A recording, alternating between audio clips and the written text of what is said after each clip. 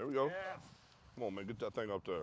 What's up, guys? This is Josiah from Brit Brothers Gym today, and today we're at a different location. We're at Jarrad Holcombe's house because we're going to be talking about stone lifting today, and we're also joined with Jake Henderson. Me and Jake made a little trip up here, and we're very happy to be here and talking about stone lifting. So tell us a little bit more, Jarrad, about like the culture of stones and how you got into it, and what we're going to talk about today. Okay.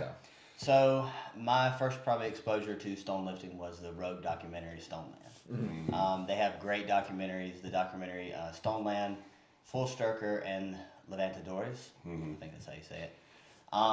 And then, so yeah, we wanted to go to Scotland. My wife's kind of culture heritage is Scottish, so went, booked a trip, started training for the Denny's, and went over there just in mind for the Denny's. Mm-hmm. Not really any other like historical lifting stones or anything like that. So trained for that, went over there and lifted the Denny's, met some people, really cool people. And then after that, there's stones all over Scotland. So I just pulled up a map and said, all right, we're going to be staying 15 minutes from the stone. Mm-hmm. Let's lift that one. And lifted, the Baravian stone. I think that's how you say it. Baravian. Yeah, Baravian. All right. Lifted it. And then just came back home and was like, I have to find out more. I have to know more. And then just kind of went from there. Yeah. So a lot of people that watch this might not know what the Denny I was about to say. So that's probably the most famous stone is the Denny stone. And to my knowledge, they were used as counterweights in the building of bridges. Right. Okay. Right. Stonemasons, Ronald and Donald Denny. Okay. Ronald and Donald. Yeah. I knew it was Donald. I didn't know it was Ronald. Yeah, his father was Ronald. So he's also listed as a lifter of the Denny's. No. Okay. But Donald Denny, being a famous Scottish strength athlete in the Highland Games and just strength culture in general, was said to walk the stones the length of the bridge. Okay. The stones are roughly 733 pounds. Mm-hmm. They're ring stones, like you said, used as counterweights for building of the Potarch Bridge. And then one of them is roughly 410. And the other one's somewhere around, 320. Okay, yeah, so very different size stones. So for reference, the 700, what was the total number? 733. So that's the total weight between the two stones. Yeah. You lift both of them, and like you said, they're not even weights, right. Which is generally not something you see in lifting, right? Where we try to make things very even. It's not a perfectly balanced barbell. Yeah, exactly. So, and they would pick these and walk them? So yes, he had walked them across the width of the bridge and then threw them over the bridge into the river, the River Dee. So that was just folklore tale. And David Webster, the late David Webster, he just passed away recently. He's a great Scottish stone lifting historian, or just lifting historian, great promoter. The first straight boots in Scotland. Right. Mm-hmm. Yep. Acknowledged by the Queen and everything. Oh, that's cool. Yeah, it was. He's a great asset to the lifting community. But he just they were tossed into the river. Where are they at? So they found those. I think somewhere in the 1960s, and recovered them from the river. I think one stone had the original ring, and one stone had to have a replacement ring. Okay. And then they started, having them, I guess, at Highland Games or wherever they're at the estate, the bed and breakfast, the inn there next to the river. And Jack Shanks was the first one to lift them since Donald Denny. And then they started recording them. And then I was lifter number 222. Okay. Since awesome. 1860. That's crazy. That's pretty cool, man. It's wild that it's only been that many people. Yeah. I got a feeling that number's going to blow up over the next couple of years or a few years. Yeah, it seems like that kind of, lifting and fitness in general has exploded over the internet. So as more people are aware of these things existing, it's definitely going to increase that number. Especially stone lifting culture with those documentaries you mentioned. Yeah. There's documentaries and then great podcasts that are happening right now, like Stones of Strength podcast with Dave and Dale Nisbet. Shout out to those guys. Those are great. They're doing great for the stone lifting community. They're put out a monthly podcast, and they kind of have like a newsletter at the beginning, trying to tell everybody what's going on, in the future with competitions or any kind of events happening. And let's see, Indiana Stones, I think is his name. I haven't heard that one. Yeah, he's David Kiln. I think his name is. Oh, dude, that guy can tell stories like nobody's business. So he's on their podcast. He is rediscovering Irish stone lifting culture. They, I think 2 years ago, had one, and they're, I think, close to 30. That's awesome. Yeah, so they are, it's really spreading, picking up. Actually, David had a interview with GQ. Oh, cool. Yeah. And they mentioned Edmonton Stones of Strength and the Stones of Strength podcast with Dave and his brother Dale. So it is. I think it's picking up a lot of traction. But going back to the Denny's and seeing, like that number going to increase pretty quick. Not everybody's successful. Yeah. No, it's a hard lift. It's honestly like maybe a 50% success rate. Yeah. And at the moment, more people have climbed Mount Everest successfully than have lifted the Denny Stones. Oh, that's cool. pretty. So that I like to throw that out there. Yeah. I basically climbed Mount Everest. I would much rather lift the Denny's. So I mean, obviously, Everest is super dangerous, but more people have done it than lifted the Denny's. It's. Tell me more about your training and going into this event. Were you worried that you weren't going to be able to pick it, or? So, when we planned a trip to go to Scotland. Was early 2020. We bought tickets and everything. I was like, God, COVID's going to blow over. We're going to go. It's going to be fine. And I bought a set of lifting, training pins, and I think the heaviest I ever pulled on was like 500 pounds. And I was like, this trip is just like a looming over my head because I was like, I'm going to fly all the way over here and not be able to do it. Well, we couldn't go. Right. So canceled the trip, and as soon as we had, we could go back to Scotland, we started planning, and I started training. Luckily, we had you and I competed at Carolina Strongest Man. There was a Denny hold, or similar weight. I think they did a percentage of. I think mine was weight 80 per weight class. Mine was like 92. So okay, I think mine was maybe 80% or 75 probably, and you just do a max hold with that. So I started training for that comp, and then it was like, all right, let's push the Denny Stone training pretty heavy. So just once a week, I would take percentages and just go, let's say 80%, then 85, then 90. Pretty basic linear. Yeah, just normal linear progression. I did some doubles, triples, singles, or triples, doubles, singles, working my way to it, and then I think I ended up going at 102% or 105%. I remember you sending me those videos. I remember seeing those videos. Yeah, so I think I went at 105% for a single with no straps, and then I was like, I should be able to. Yeah, it was it's great strong confidence. enough. It's just difference in size and shape. Yeah. Feel of it. So the pins actually ended up being lower than the actual Denny Stones, which ends up helping you at the end of the day. But then my rings had rusted, which gave great grip. And they're still high carbon steel, the same as the rings are. But these rings have been touched by hundreds of hands and used over the years, and they're polished like glass. Yeah. So when I show up, like, it was. I'll just kind of tell you the story. Yeah, about how please, that day please. went Yeah, down, yeah. right? So like, you wake up, you get ready, you got a good breakfast. We're in Scotland. Every breakfast was great. Oh yeah. And then we just drove around and went and saw a castle. Just tried to stay busy, keep my mind off of it. Saw a castle. Yeah. Chilling. Honestly, just drive down the road and you're like, there's a castle. Let's just walk in and see it. Yeah. So we went. We were checking out this castle, and I'm at the very top room. I would say halfway through the tour, and my dad calls me. He goes, "Hey, bud, you ready?" And instantly my mind unraveled, and I walked straight out of that castle. And Avery and them, my wife, they were all kind of like a little bit ahead of me. Like I was taking my time, just kind of enjoying it, whatever. Shocker. And I was like, "We gotta go." Yeah. And I'd opened up my phone, and Dave had been at the grounds with the Stones taking pictures, and he had posted a picture of the Stones, and I saw that, and I was like, we have to go. Yeah. I gotta get there. Yeah, absolutely. And I was driving, so the whole time I'm just like my palms were sweaty, and this is hours before, maybe 2-3 hours before. So driving there and trying to eat some snacks and just stay fueled, and you get there and you turn into the parking lot and you just look.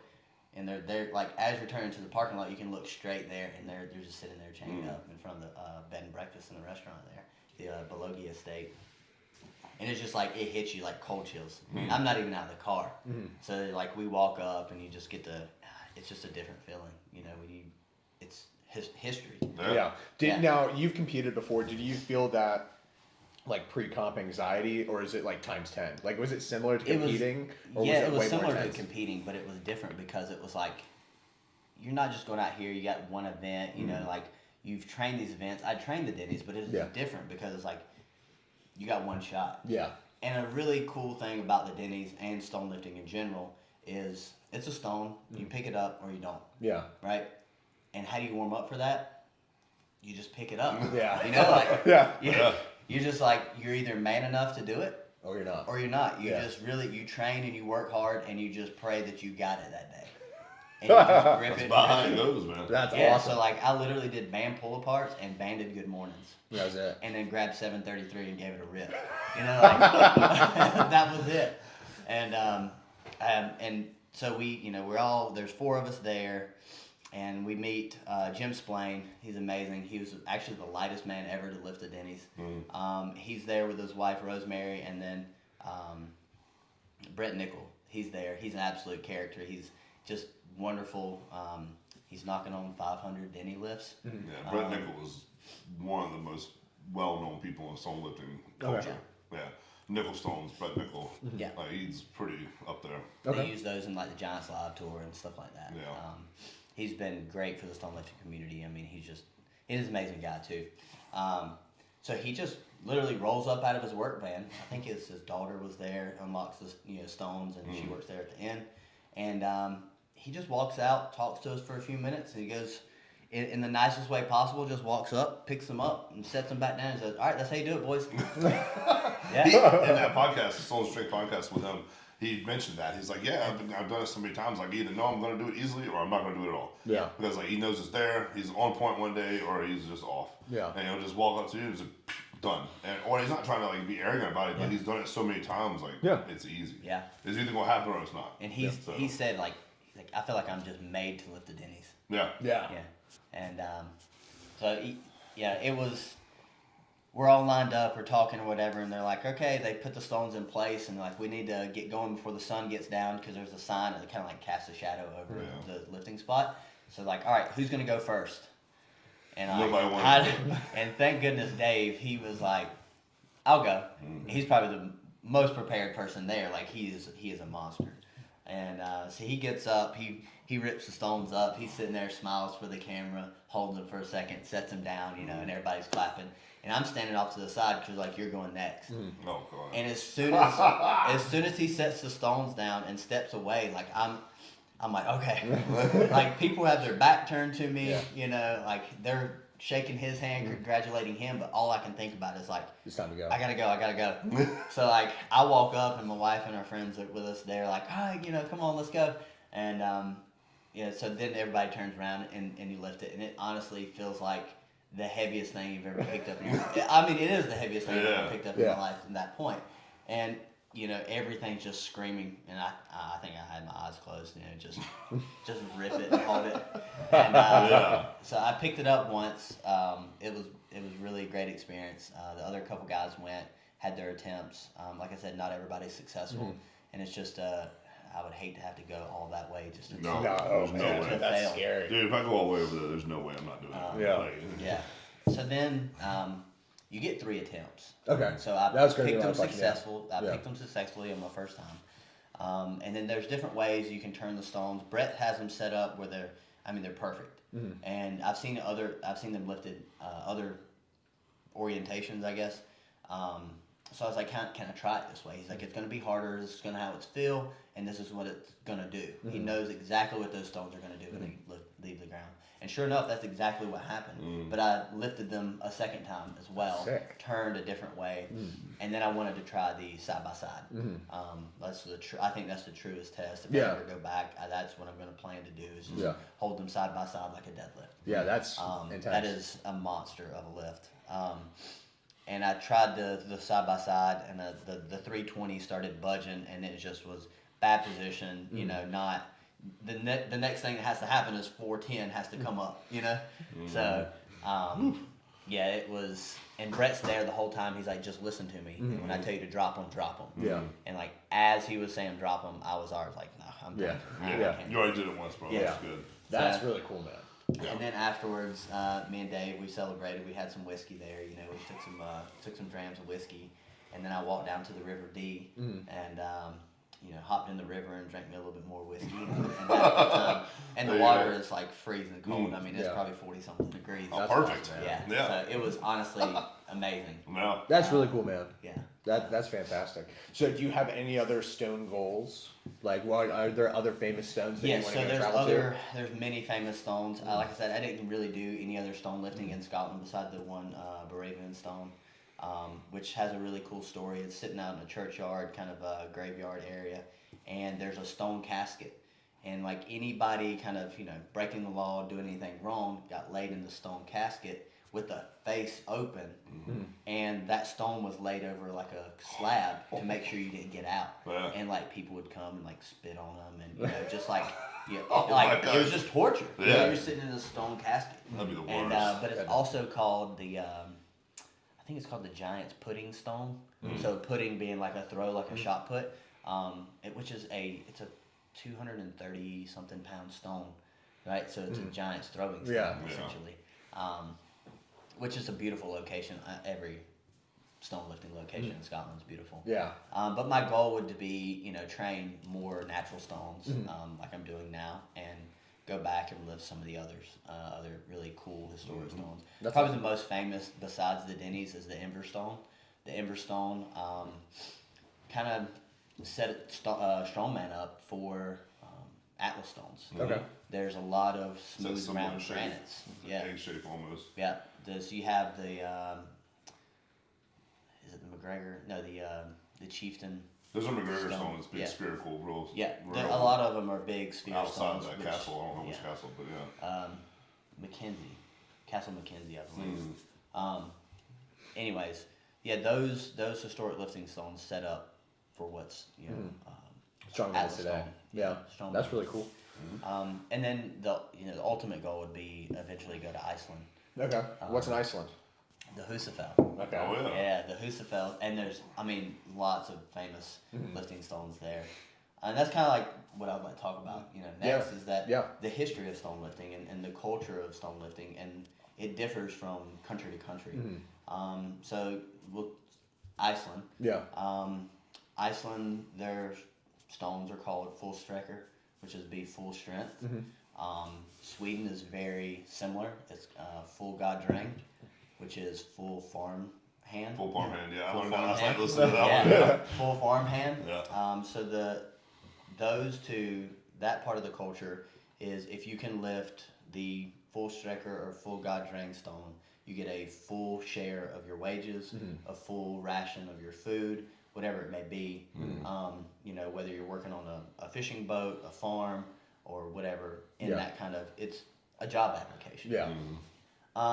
And then with full strecker though, it's not a specific weight. There's just those stones in Iceland that are labeled full strecker. To become full strecker, you go to Iceland, you lift those stones. Yeah, it's not just something you can do in your gym or backyard. You have to go lift. You have to go there. Yeah, go there. And lift those stones to get that title, if you will. I mean, I think that's a very interesting cultural thing of they have this system of it's almost like a coming of age thing, but it's more than that. It's like your training age, not so much your actual age. Right. It's like if you can lift this, then you have the full rights of other men in the community. Right. Which is crazy. So those, like I said, those were very much wage and job related. Yeah. And then looking at Scotland and Ireland, their stones are manhood testing stones.